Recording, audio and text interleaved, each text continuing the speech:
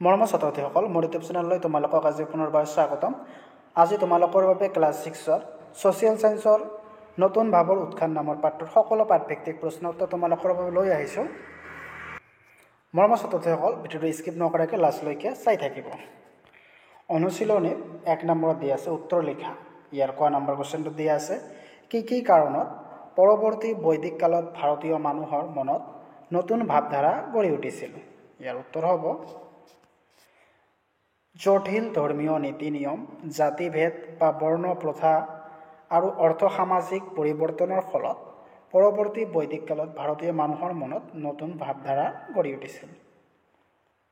জটিল ধৰ্মীয় নীতি নিয়ম, জাতিভেদ, বৰ্ণ প্ৰথা আৰু অৰ্থ-সামাজিক পৰিৱৰ্তনৰ ফলত ভাৰতীয় মানুহৰ মনত নতুন ভাৱধাৰা গঢ়ি উঠিছিল।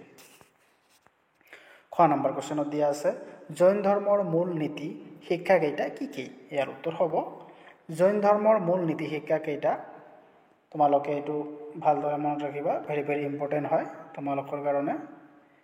অহিংসা, সত্যবাদিতা, চুৰি নকৰা, ত্যাগ আৰু ব্ৰহ্মচৰ্য। এইকেইটা তোমালোকে ভালদৰে মনত ৰাখিবা। কি? অহিংসা, সত্যবাদিতা, চুৰি নকৰা, ত্যাগ আৰু ব্ৰহ্মচৰ্য।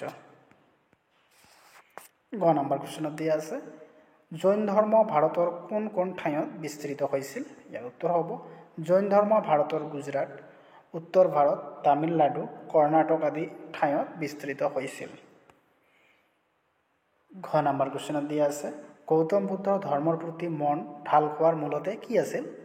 ইয়াৰ উত্তৰ হ'ব গৌতম বুদ্ধৰ ধৰ্মৰ প্ৰতি মন ঢাল খোৱাৰ মূল কাৰণ হ'ল মানুহৰ সুখ শান্তিৰ উপায় বিচৰা। ঙ নম্বৰ কুৱেশ্যনত দিয়া আছে, কিহৰ ওপৰত ভিত্তি কৰি বৌদ্ধ মতবাদ গঢ়ি উঠিছিল? ইয়াৰ উত্তৰ হ'ব সকলো জীৱ প্ৰতি দয়া, অহিংসা আৰু সমাজৰ ভেদভাৱ পাহৰি কেনেকৈ এক শুদ্ধ জীৱন যাপন কৰিব পাৰি, সেই কথাবোৰৰ ওপৰত ভিত্তি কৰি বৌদ্ধৰ মতবাদ গঢ়ি উঠিছিল। প্ৰথম 6 নম্বৰ কুৱেশ্যনত দিয়া আছে, বৌদ্ধ বিহাৰবোৰৰ কাম কি আছিল? ইয়াৰ উত্তৰ হ'ব বৌদ্ধ ধৰ্মৰ কথা বা মতবাদসমূহৰ প্ৰচাৰ কৰাই আছিল বৌদ্ধ বিহাৰবোৰৰ কাম। দ্বিতীয় 6 নম্বৰ কুৱেশ্যনত দিয়া আছে, পৰৱৰ্তী সময়ত ৰজাসকলে বৌদ্ধ ধৰ্ম প্ৰচাৰৰ বাবে কি ব্যৱস্থা হাতত লৈছিল? ইয়াৰ উত্তৰ হ'ব পৰৱৰ্তী সময়ত ৰজাসকলে বৌদ্ধ ধৰ্ম প্ৰচাৰৰ বাবে বিভিন্ন ঠাইত স্থায়ীভাৱে বৌদ্ধ মঠ মন্দিৰ নিৰ্মাণ কৰাৰ উপৰিও সেইবোৰত বৌদ্ধ বাণী আৰু বৌদ্ধ চিত্ৰশিল্প অংকিত হৈছিল।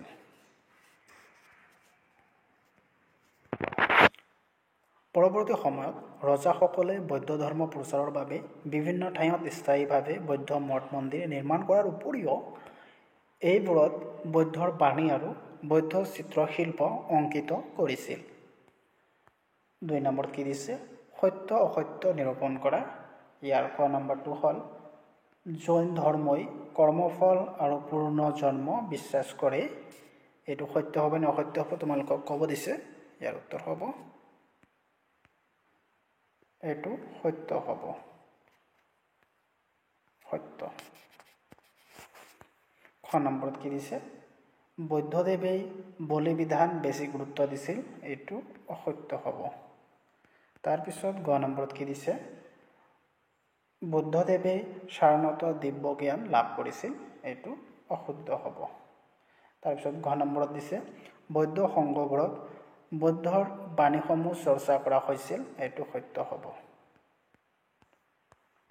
তাৰপিছত ঙ নম্বৰত দিছে, সকলো বয়সৰ লোকেই বৌদ্ধ সংঘৰ সদস্য হ'ব পাৰিছিল। এইটো শুদ্ধ হ'ব। 3 নম্বৰত কি দিছে, চমু উত্তৰ লিখা। ইয়াৰ খ নম্বৰ কুৱেশ্যনটো হৈছে, ক্ষত্ৰিয়সকলেই কিয় ব্ৰাহ্মণৰ সমমৰ্যাদা দাবী কৰিছিল? ইয়াৰ উত্তৰ হ'ব ব্ৰাহ্মণসকলৰ মাজত ক্ষত্ৰিয়সকলতকৈ উচ্চ স্থান অধিকাৰ কৰি আহিছিল, কিন্তু কালক্ৰমত ক্ষত্ৰিয় ৰজাসকলৰ ৰাজনৈতিক, অৰ্থনৈতিক, সামাজিক আদি সকলোতে শক্তিশালী হৈ উঠাত ব্ৰাহ্মণৰ সমমৰ্যাদা দাবী কৰিছিল। খ নম্বৰ কুৱেশ্যনত দিয়া আছে, মহাবীৰে কিয় জিন উপাধি পাইছিল? ইয়াৰ উত্তৰ হ'ব মহাবীৰে ইন্দ্ৰিয় জয় কৰিছিল বাবে জিন উপাধি পাইছিল। গ নম্বৰ কুৱেশ্যনত দিয়া আছে জৈন ধৰ্মৰ ভাগ দুটাৰ নাম কি কি? ইয়াৰ উত্তৰ হ'ব জৈন ধৰ্মৰ ভাগ দুটা হ'ল শ্বেতাম্বৰ আৰু দিগম্বৰ। ঘ নম্বৰ কুৱেশ্যনত দিয়া আছে বৌদ্ধদেৱে প্ৰথমে ক'ত ধৰ্ম প্ৰচাৰ কৰিছিল? ইয়াৰ উত্তৰ হ'ব বৌদ্ধদেৱে প্ৰথমে সাৰনাথত ধৰ্ম প্ৰচাৰ কৰিছিল। বৌদ্ধদেৱে ক'ত ধৰ্ম প্ৰচাৰ কৰিছিল? সাৰনাথত। ঙ নম্বৰ কুৱেশ্যনত দিয়া আছে বৌদ্ধ ধৰ্মৰ মূল মতবাদ কি আছিল? ইয়াৰ উত্তৰ হ'ব বৌদ্ধ ধৰ্মৰ মূল মতবাদ আছিল আষ্টাংগিক মাৰ্গ। সেইবোৰ হ'ল আষ্টাংগিক মাৰ্গবিলাক হ'ল সৎ চিন্তা, সৎ সিদ্ধান্ত, সৎ বাক্য, সৎ আচৰণ, সৎ কৰ্ম, সৎ চেষ্টা, সৎ স্মৃতি আৰু সৎ ধ্যান। 4 নম্বৰত কি দিছে? ক অংশৰ লগত খ অংশ মিলোৱা। এইটো তোমালোকৰ সুবিধাৰ বাবে উত্তৰটো তোমালোকক ডাইৰেক্ট কৈ দিছোঁ, তোমালোকে বহীত চাই মিলাই ল'বা। ত্ৰিপিটক এইটো হ'ল বুদ্ধ ধৰ্মগ্ৰন্থ। কুশিনাৰা এইটো হ'ল বৌদ্ধদেৱৰ মহাপৰিনিৰ্বাণৰ ঠাই। আৰু তাৰপিছত দিয়া আছে কৈবল্য এইটো হ'ল তপস্যাৰ অন্তত মহাবীৰ লাভ কৰিছিল। কুন্দপুৰ এইটো মহাবীৰৰ জন্মস্থান। পূৰ্ব এইটো হ'ল জৈন ধৰ্মৰ গ্ৰন্থ। সাৰনাথ বৌদ্ধ মতবাদ প্ৰথমে প্ৰচাৰ কৰা ঠাই। তাৰপিছত কপিলাবস্ত এইটো বুদ্ধদেৱৰ জন্মস্থান। মৰমৰ ছাত্ৰ ছাত্ৰীসকল, মোৰ ইউটিউব চেনেললৈ তোমালোকক আজি পুনৰবাৰ স্বাগতম। আজি তোমালোকৰ বাবে ক্লাছ 6ৰ ছ'চিয়েল ছায়েন্সৰ নতুন ভাৱৰ উৎখান নামৰ পাঠটোৰ সকলো পাঠভিত্তিক প্ৰশ্ন উত্তৰ তোমালোকৰ বাবে লৈ আহিছোঁ। মৰমৰ ছাত্ৰ ছাত্ৰীসকল, ভিডিঅ'টো স্কিপ নকৰাকৈ লাষ্টলৈকে চাই থাকিব। অনুশীলনীত 1 নম্বৰত দিয়া আছে উত্তৰ লিখা।